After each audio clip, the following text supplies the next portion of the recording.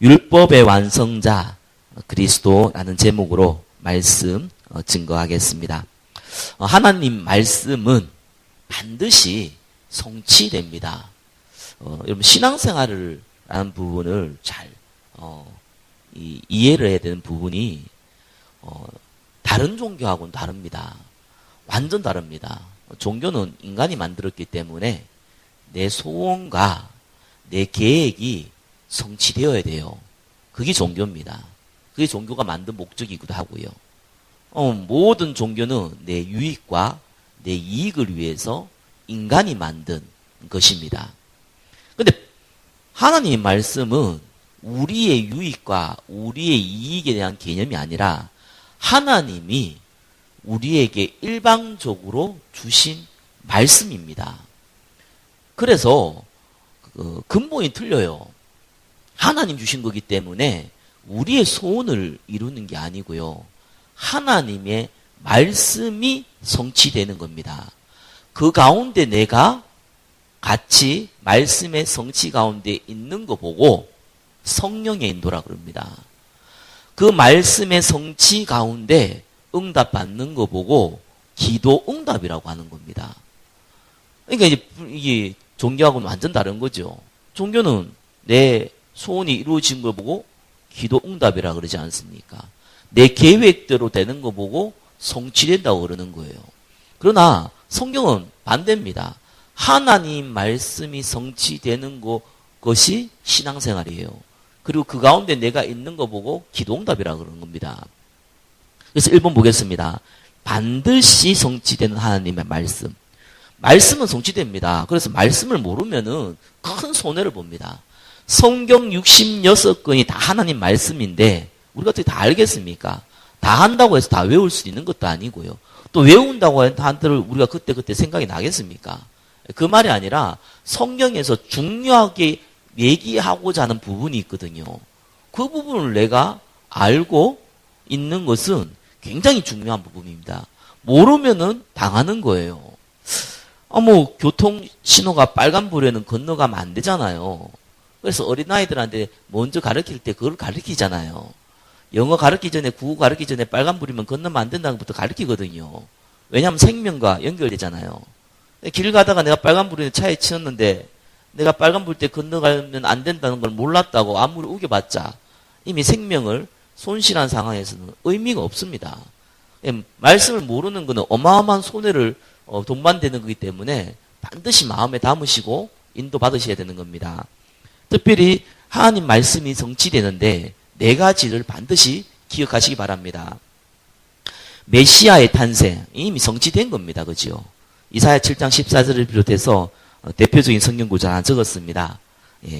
보라 처녀가 잉태하여 아들을 낳을 것이요 그의 이름을 임마누엘이라 하리라. 이사야가 한 말입니다. 성경의 구약의 얘기는 핵심은 메시아가 올 거라는 것이 핵심입니다. 메시아는 히브리어입니다. 헬라어로는 그리스도라고 그럽니다. 같은 말입니다. 이 메시아가 올 것을 예언한 것이 구약의 핵심입니다. 근데 예언이 한 몇 개 정도 나왔냐? 저는 다는 안 세알려봤는데 신학자들이 이렇게 적어놨더라고요. 460번 나왔답니다. 대놓고 얘기한 것만. 메시아가 오는데 베들레헴에서 태어날 것이다. 나사렛에서 자라날 것이다. 강도들 틈에서 죽을 것이다. 죽을 때 뼈가 상하지 않을 것이다. 또한 부자의 묘실에 장사될 것이다. 옷이 이렇게 찢겨져서 나누어질 것이다. 이런 얘기들. 이런 부분들이 한 460까지 나왔다고 합니다. 그리고 비유된 거 있잖아요. 대놓고 직접적으로 얘기하지 않고 비유적인 표현만 따지면 2000여 가지가 된다고 합니다. 그게 구약의 핵심이에요. 그 말씀대로 예수님이 오신 거예요. 예수님이 갑자기 와가지고 내가 하나님이라 그러면 누가 믿을 겁니까? 제가 여러분한테 나는 하나님이라 그러면은 대반처를 잡아서 정신병원에 집어넣을 건데요. 그때 당시 예수님이라고 별 거겠습니까? 자기가 하나님이라 그러니까 다들 안 믿었잖아요.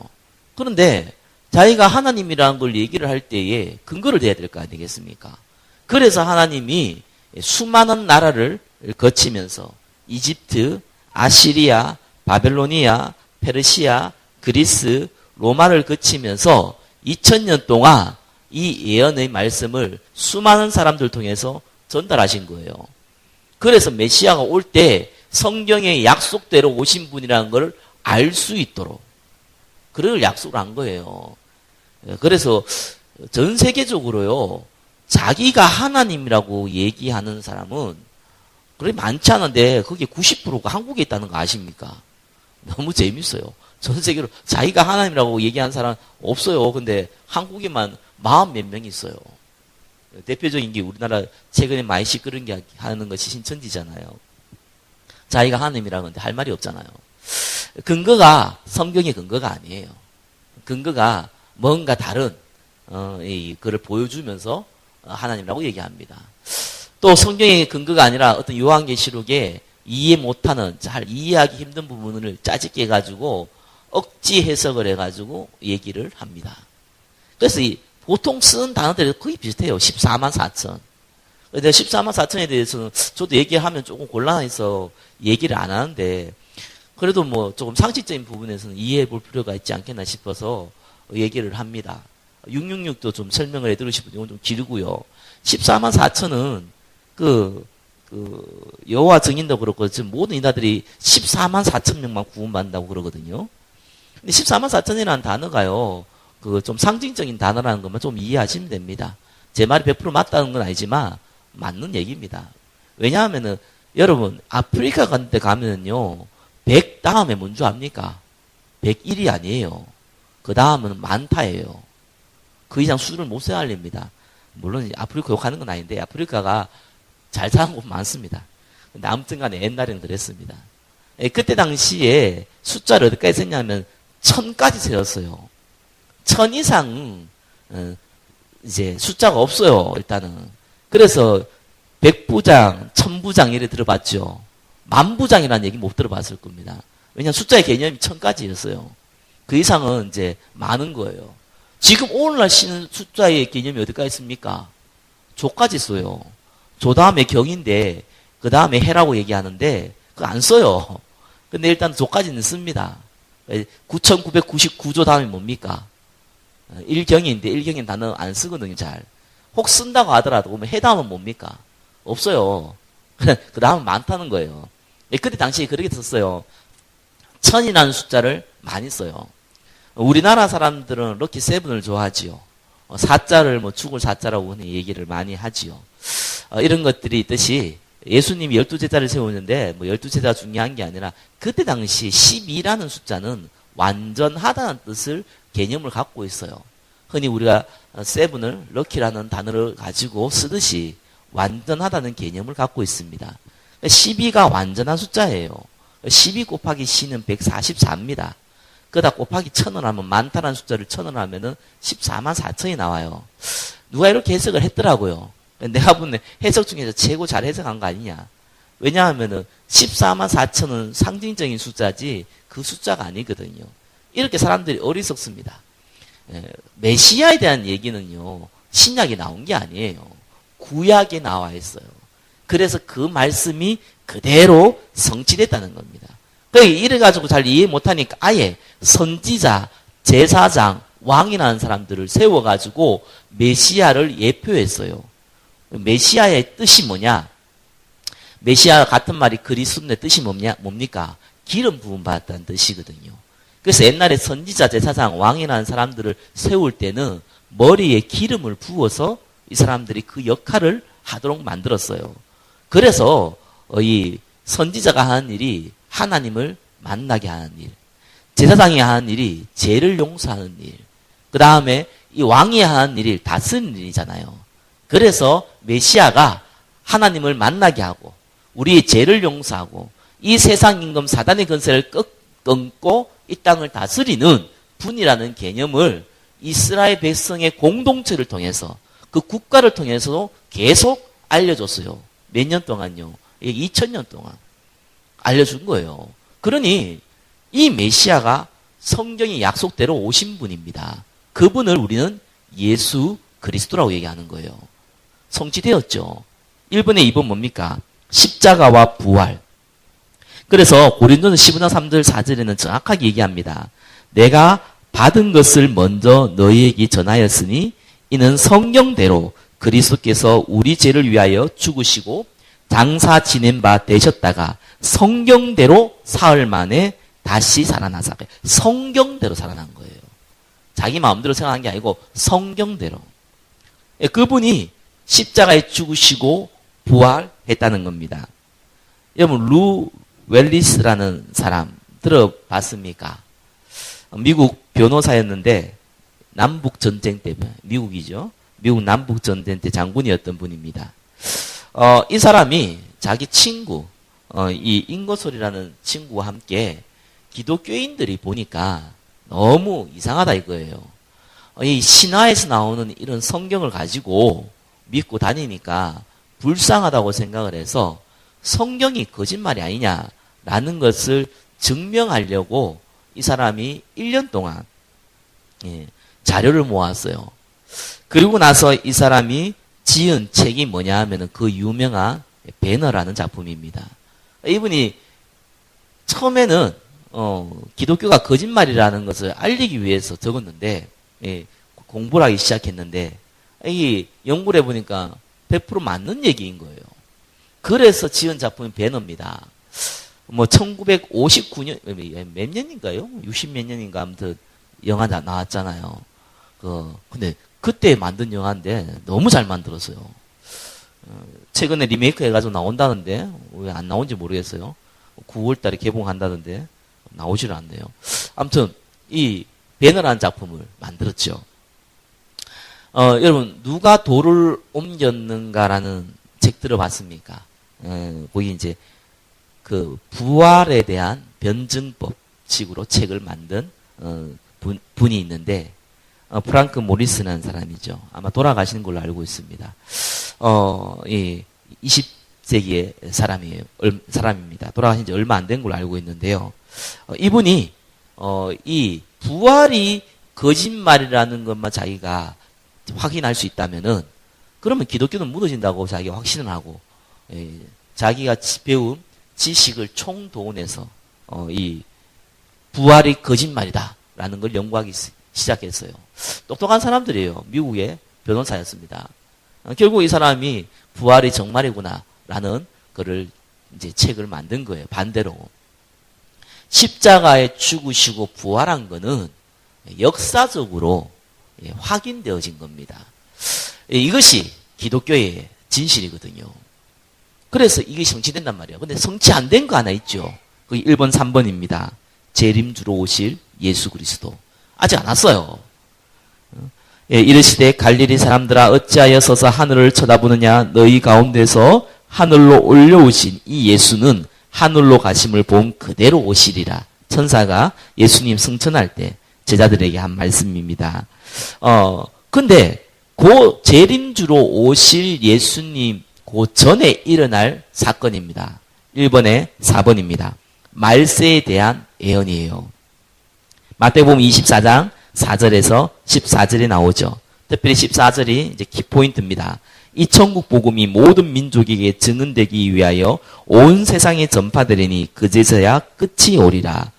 여러분들은 별로 관심이 없는지 모르겠는데 최근에 한 1년 전부터 어떤 나라인지 모르겠는데 나팔 소리가 들린대요. 나팔 소리가. 혹시 인터넷 유튜브에서 본 적 있습니까? 나팔 소리. 예수님 오시기 전에 나팔 소리 들리는데 이 나팔 소리가 어디서 들리는지가 분명히 저도 유튜브 보니까 소리는 들리는데 어디서 들리는지를 모른대요. 그래 이제 예수님 오실 장치가 되지 않느냐, 휴구가 되지 않느냐 이런 헛소리를 많이 합니다. 진짜 하나님 말씀 모르는 겁니다. 왜 그러냐 하면은 성경에는 모든 민족에게 복음 증거된 이후에 예수님이 오십니다. 옛날에 90몇 년도에 다민선 성경인가 해가지고 휴거 온다고 생쇼를 했는데 안 왔거든요. 예수님 안 오십니까? 그 말이 아니고요. 모든 민족에게 복음이 증거된 이후에 전 세계에 한 2만 민족이 있는데 복음 반 이상 증거 안 됐어요. 그렇기 때문에 아직 예수님이 안 오시는 거예요. 성경 약속대로 오시기 때문에 못 오셔요. 근데 이 말세는 어떤 일이 벌어집니까? 그래서 여러분 이것만 조금 알아도요. 여러분이 앞으로 미래에 사업하는데도 솔직히 큰 도움 됩니다. 이것만 알아도요. 사람들이 너무 모르는 것들이 많더라고요. 성경 말씀만 알아도요. 사실은요. 이 뭡니까? 돈하고도 다 연결되어 있는 부분이거든요. 옛날에 뭐 이 사람 말이 맞는지 모르겠는데 이명박 그 대통령이 자기 옛날에 책을 뭐 지은 거 하나 있잖아요. 본인이 대통령 당선될 때인가요? 뭐 신하는 뭐 어떻게 살아있던가 뭐 아무튼 있잖아요. 그 사람이 중동에서 일을 할 때에 성경에 보니까 피치라는 단어 나오더라고요. 이제 이 소교라는 단어죠. 이제 이 단어를 보고 이게 성경에 나온 그 단어에 있는 곳에 소교가 있다 이래가지고 그래 탐사해서 발견했다 뭐 이런 얘기를 하는데 여하튼간에 분명한 거는요. 이 성경 말씀이 그대로 맞아 떨어지는데 이 성경만 좀 알아도 뭐 돈을 벌 수 있어요. 그 전쟁 기근 계속 일납니다. 모든 전 세계요. 무조건 일나게 돼 있어요. 유토피아는 종교인들이 한 얘기고요. 성경은 전쟁이 일난다고 계속 얘기합니다. 전쟁이 어떻게 일어나느냐? 좀 예상 밖으로 우리는 항상 많이 일어나는 것 같아요. 주로 요즘 테러로 많이 일어나죠. 뭐 테러가 전쟁이라 이러면 곤란한데 그렇게 얘기할 수 없겠다고 할 수도 있겠지만 여하튼 간에 전쟁 비슷한 전투, 전쟁 뭐 계속 일납니다. 그리고 각종 기근 계속 일납니다. 정신질환 계속 일납니다. 성경에는 예언되어 있어요. 자녀가 아비를 죽이는 일에 대해서 디모데 후서에는 너무너무 잘 나와 있습니다. 그건 지금 흔히 일어나는 일이잖아요. 어제도 뉴스 보니까 하도 술을 많이 마셨는지 아내가 잔소리를 했다고 아내와 그 어머니를 이렇게 뭐 칼 부리면서 죽이고 이런 일도 벌어진대. 뭐 흔합니다. 이제는 그런 얘기도 못 하겠어요. 너무 많아가지고요. 뭐 조카를 죽였다니 뭐 패서 죽였다는지 뭐 자녀를 때려 죽였다는지 그거다가 또 뭐 아이를 뭐 되게 뭐 버렸다든지 뭐 너무 많아가지고 얘기 못할 정도입니다. 그게 말세에 이미 예언되어 있습니다. 그런 일 너무너무 많이 벌어집니다. 앞으로도. 그래서요 타락과 관련된 일을 하면 돈 법니다. 근데 타락과 관련된 일은 돈은 버는데 본인도 망할 뿐이지만 돈 법니다. 그죠? 근데 반대로요 이거를 막는 일을 하면은 하나님 축복이 임합니다. 그걸 저와 여러분 잘 알아야 됩니다. 그게 문화를 바꾸는 거거든요. 조금만 뉴스를 봐도 각종 일어나는 여러 가지 사건들이 가면 갈수록 많아지거든요. 정신질환자 가면 갈수록 많아져요. 우리나라 요즘 그거 많이 없어진다며요. 그거 뭐죠? 예식장. 왜냐하면은 사람들이 자녀를 안 낳아가지고 결혼을 잘 안 한대요. 또 돈도 없다 보니까 결혼을 안 한대요. 그래 예식장 없어진다고 그러거든요. 그래서 이런 얘기를 해요. 여러분 한번 생각해 보세요. 성경에는 뭐라고 나와 있는지 말세가 되면은 무슨 일이 벌어지는지 노아 시대하고 똑같이 벌어진다고 그랬거든요. 어떻습니까? 먹고 마시고 장가들고 시집가고 계속 일납니다. 그거 계속 일나요. 형태만 좀 다르게 일나죠. 계속 일납니다. 그러면 그런 것만 봐도 저와 여러분들이 많은 것들을 볼 수 있어요. 하나님 말씀 성취되거든요. 말세 때 반드시 이런 일이 벌어지는데 반대로 벌어지는 일이 있어요. 구원받은 하나님의 자녀. 요엘서 2장 28절 30절 말씀이 막 성취됩니다. 여러분 말세는요. 이 시대는 말세 지경이라 그러잖아요. 말세 중에 끝이다. 이제 뭐 맞는 말일 수도 있어요. 왜 그러냐면 모든 민족이 복음 안 증거 안 됐는데 지금 복음 증거되는 속도가요. 과거에 일단 100배 이상 빨라졌어요. 이 문화라는 게 무섭죠. 각종 대중교통부터 시작해서 뭐 미국이나 뭐 각 나라의 뭐 비행기부터 시작해서 쉽게 또 복음 전할 때 전달할 수 있거든요. 성령의 역사가 어떻게 일어나냐면요. 요엘서의 말씀처럼 막 일어나요. 진짜 성령이 물 붓듯이 부어져요. 그러니까 이 시대는요. 두 가지입니다. 여러분 어느 라인에 설지가 굉장히 중요해요. 이건 구원받은 사람이라고 예외 아닙니다. 반드시 재앙의 그 자리에 내가 서 있냐 아니면 성령이 임하는 성령 충만의 시대에 내가 서 있냐 요 두 가지거든요. 이제는 회색지대가 굉장히 약해집니다. 한쪽은 어마어마하게 하나님을 거부하고 타락하고요. 한쪽은 어마어마하게 하나님의 성령의 충만을 가지고 하나님의 힘을 가지고 살아가고요. 이 두 가지가 극과 극으로 갈라지는 시대입니다. 앞으로 가면 더 그렇습니다. 여기 저와 여러분이 기억해야 될, 반드시 성취될 하나님의 말씀입니다.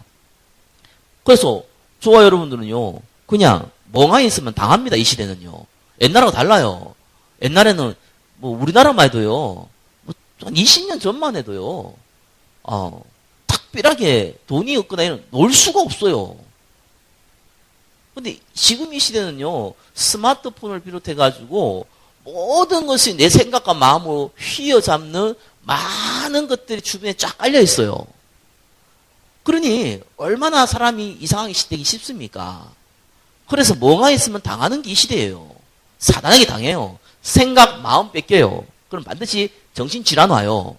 정신질환 와서 꼭 병원에 가서 미치진 않아도 남에게 말 못하는 문제 와요. 다른 얘기 들을 때는, 자극적인 얘기 들을 때는 좋은데 다른 얘기 들을 때는 그냥 멍해져요. 그게 저와 여러분의 실제 모습이에요. 그래서 말씀 잘 기억하시라니까요. 자, 그래서 2번 뭡니까? 율법의 완성자 예수 그리스도. 저와 여러분의 말씀 성취되니까요, 이제 오직 예수로만 가셔야 돼요. 그러면은 어마어마한 축복들이 예비돼 있어요. 이건 영육간의 축복들이 다 예비돼 있어요. 근데 멍하니 있으면요, 사단이 도구됩니다. 진짜 그래 됩니다. 저는 진짜 예수 믿는 사람들 자살하는 건 너무 많습니다, 지금. 뭐 구원 안 받았으면 모르겠는데 구원 받았는데 자살을 했다. 이건 심각한 문제거든요. 무슨 말입니까? 하나님 주신 어마어마한 축복을 전혀 모른다는 거잖아요. 구원받았다는 비밀이 전혀 없다는 거거든요. 자, 2번 봅시다.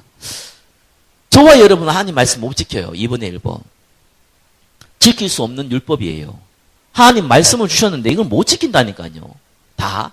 갈라디아서 3장 10절 모릅니까? 무릇 율법의 행위에 속한 자들은 저주 아래 있나니. 그러니까 여러분 말씀을 지키려고 그러면요, 여러분한테 저주 임합니다. 무슨 말이 그런 말이 있습니까?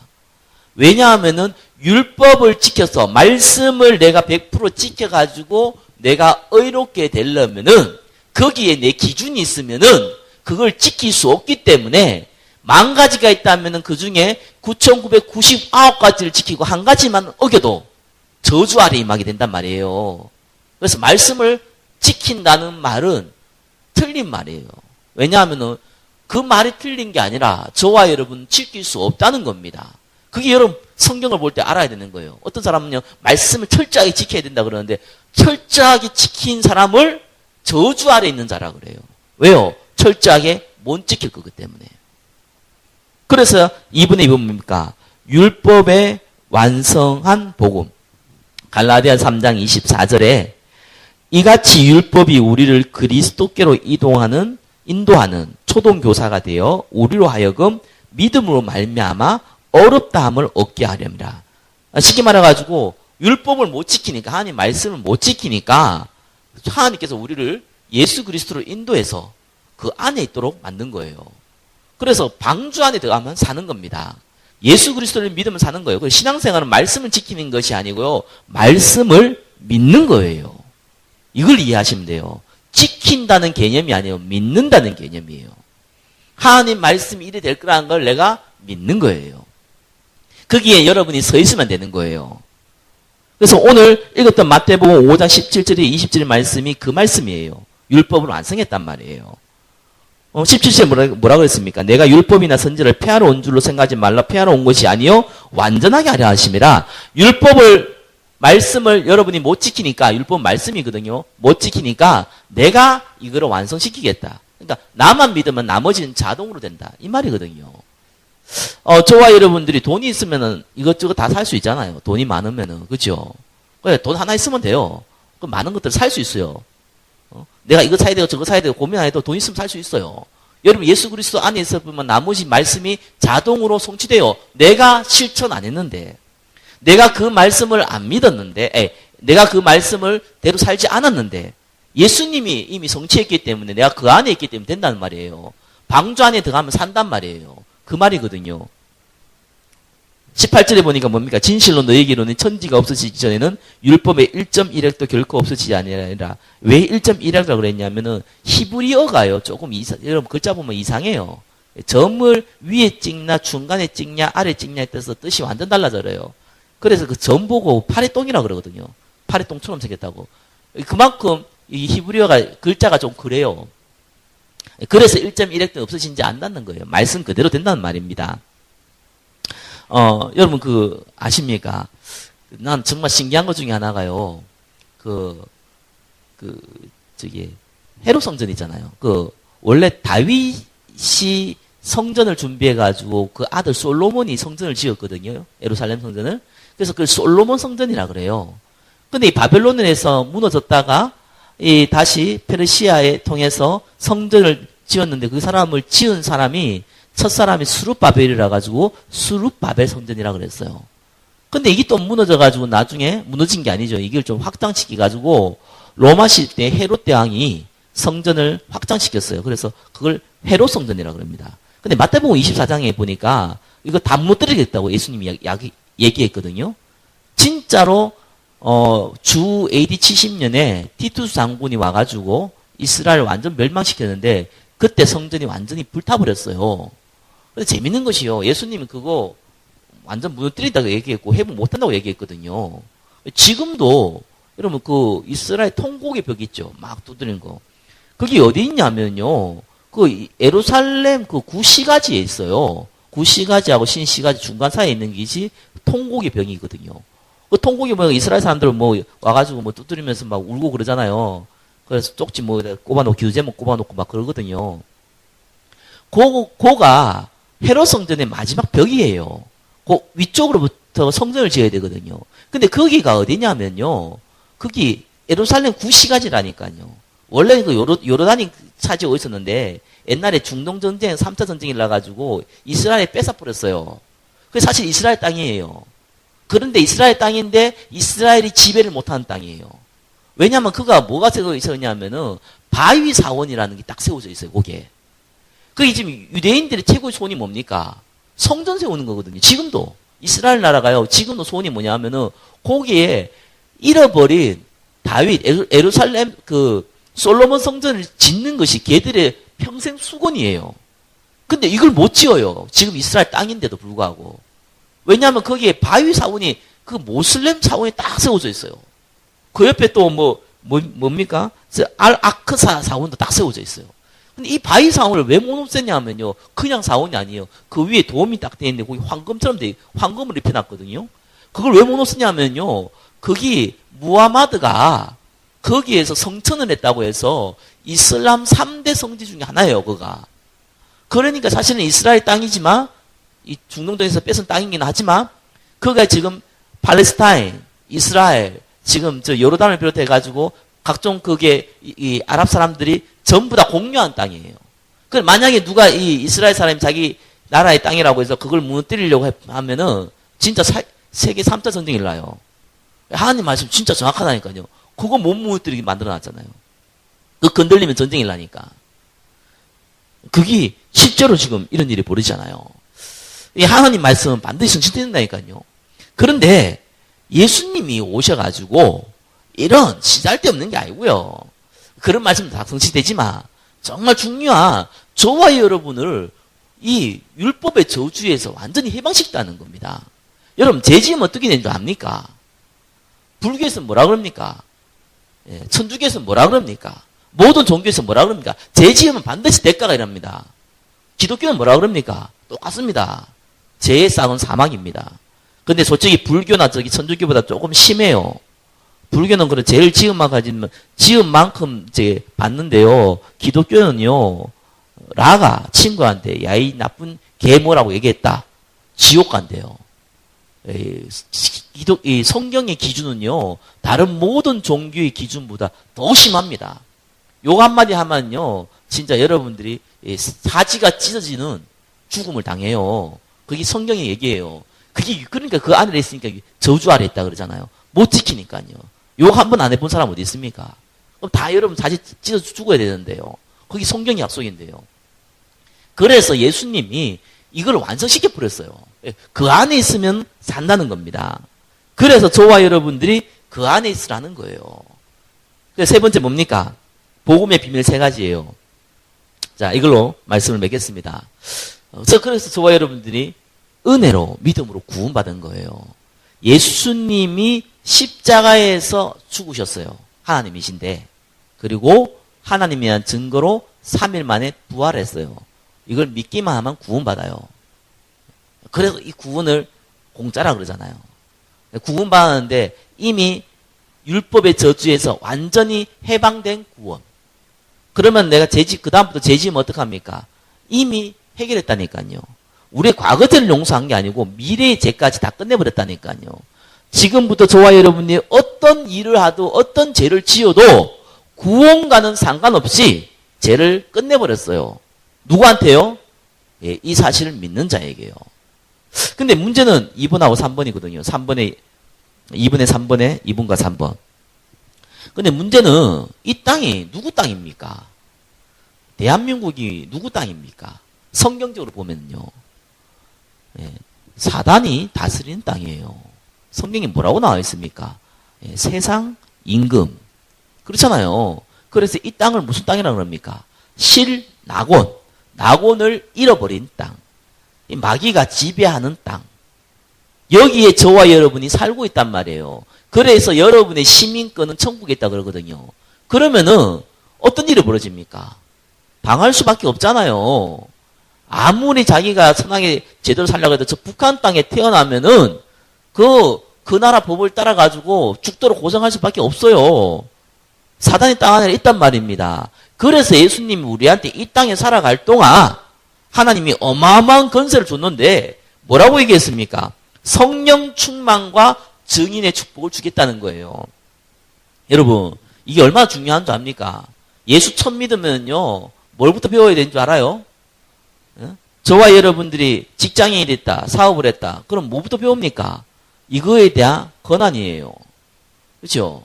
내가 이 장소를, 이 교회가 임대를 했는데, 임대를 한 그 동시에 이 건물주는 이 안에 마음대로 못 들어와요. 내가 임대를 했기 때문에. 그게 내가 갖고 있는 권한이에요. 내가 마음대로 쓸 수 있는 권한이에요. 우리가 마음대로 쓸 수 있는 권한이에요. 그죠? 그거 모르면 곤란하잖아요. 저와 여러분들이 구원받으면 어마어마한 권한이 생기는데 그 권한이 뭔지 압니까? 이게 죽어가는 자를 살릴 수 있는, 마귀에게 잡힌 사람을 빼낼 수 있는 권한이거든요. 이게 전도거든요. 근데 이 마귀가 얼마나 이거를 노렸는지 어떻게 가르쳤습니까? 그래서 지금 이 땅이, 대한민국이 이 기도로 시작된 나라가 얼마큼 부흥을 했음에도 불구하고 또 반대로 얼마큼 타락을 했습니까? 사단이 딱 한 가지를 헷갈리게 만들었어요. 그게 뭐냐 하면은 전도를 가지고 은사라고 바꿔버렸어요. 그 말은 무슨 말입니까? 은사가 없는 사람은 전도 안 해야 된다 생각을 하거든요. 그 말은 무슨 말이냐 하면은 여러분들이 어마어마한 돈을 갖고 있는데 한 푼도 못 쓴다는 말과 같은 거예요. 이렇게 착각하게 만들어버렸어요. 그리고 전도를 강조하는 사람들이 뭘 얘기해 버렸냐 하면은 개교의 부흥을 가지고 전도를 이용하기 시작했어요. 이래가지고 많은 사람들이 성령 충만이 뭔지를 몰라버렸어요. 여러분, 성령 충만은요, 막 갑자기 입에서 이상한 소리가 나오고 그 귀신 들린 사람도 하거든요. 막 갑자기 쓰러지고 이거 뭐 성령 충만이라고 그러는데 큰일 날 소리입니다. 분명히 모르겠어요. 사람마다 다 다르게 나타나요. 그런데 똑같은 게 하나 있어요. 오직 성령이 너에게 임하시면 권능을 받는데 증인이 되게 돼 있어요. 다르게 얘기하면은 전도하는 자에게, 전도를 알고 있는 자에게 성령의 충만함을 줘요. 성령의 충만한 사람들은 증인 되게 돼 있어요. 이 비밀을 모르면은 미안하지만 이 땅에서는 재앙의 아래에 설 수밖에 없어요. 불신자하고 똑같은 인생을 살 수밖에 없어요. 사단이 지배하는 운명과 사주팔자에 매여서 살 수밖에 없어요. 그래, 이걸 아는 게 굉장히 중요하다니까요. 자, 어떻게 하라고 그랬습니까? 실천하라고 그랬습니까? 아니에요. 믿으라니까요. 저와 여러분들을 하나님이 증인으로 세우겠다. 믿으라니까요. 그때 성령 충만이 만다니까요. 이걸 모르니까 고생을 하잖아요. 돈이 있어도 고생하고 없어도 고생하고, 돈이 많아서 고생하고 돈이 적어서 고생하고, 건강해서 고생하고 건강이 없어서 고생하고. 이게 뭡니까? 그게 불신자가 하는 일인데요. 그러면 세 번째를 알게 돼 있어요. 그러면 그때부터 기도 제목이 생겨요. 기도 막 하는 거 아니에요. 기도는요, 먼저 하나님이 나에게 주신 힘 이런 걸 모르면요, 기도 안 되게 돼 있어요. 흉내는 낼 수 있어요. 여기 기도문 적어놨을 기도문 뒤에 많이 적어놨잖아요. 적어가지고 막 따라 할 수 있어요. 그걸 뭐 뭐라 그런 줄 압니까? 주문. 나마나 이거랑 똑같아요. 그 들들들 외운 거 보고 그게 무슨 기도입니까? 기도는 그렇게 하는 게 아니거든요. 하나님의 말씀이 내가 믿어지잖아요. 그러면 그걸 놓고 내가 하나님께 기도하는 거예요. 그게 기도입니다. 내가 막 어떤 거 짜증게 가지고 하는 게 기도가 아니에요. 그리고 성령 충만 받고 내가 증인된 시험 앞에 되면은 기도 제목이 나와요. 그때 성령의 인도를 받는 겁니다. 성령의 인도는 가장 쉽지나 아무나 받는 거 아닙니다. 어떤 분 성령 인도 받으니까 뭘 해야 되냐, 이거 해야 되냐, 저거 해야 되냐, 손바닥에 춤 뱉어가지고 튀긴 대로 간다는데 그건 성령 인도 아니거든요. 신앙생활은 힘을 얻고 하나님의 인도 받는 거예요. 신앙생활이에요. 신앙생활은 돈 많이 벌고 잘 먹고 잘 사는 게 신앙생활이 아니고요. 신앙생활은 하나님 말씀을 믿고 힘을 얻고 하나님이 인도하는 대로 가는 거예요. 얼마나 쉽습니까? 어린아이가 부모님이 이렇게 해라 저렇게 하라면은 애가 알아듣고 따라가잖아요. 그게 얼마나 쉽습니까? 내 생각, 내 고집, 내 이론이 있으니까 어떻게 하든지 난 잘 먹고 잘 살아야 돼. 어떻게 하든지 간에 난 성공해야 돼. 어떻게 하든지 간에 난 내 마음대로 살아야 돼. 거기에서 하나님 성경을 이용하면은 죽었다 깨어나도 성령 인도가 뭐고 간에 불신자보다 더 못한 인생 산다니까요. 내 거를 내려놓으시기 바랍니다. 그리고 하나님 음성을 들으시고 아멘으로 믿으시면 돼요. 그래서 신앙생활은 쉬운 거예요. 재밌어요. 행복합니다. 이 응답 가운데 한 주간 인도받기를 예수 그리스도 이름으로 축원합니다. 기도하겠습니다. 하나님의 이 성령의 인도받는 율법으로 이미 완성하였기 때문에 성령 인도받는 자의 축복을 누릴 수 있도록 은혜를 베풀어 주옵소서. 살아계신 예수 그리스도 이름으로 기도드립니다.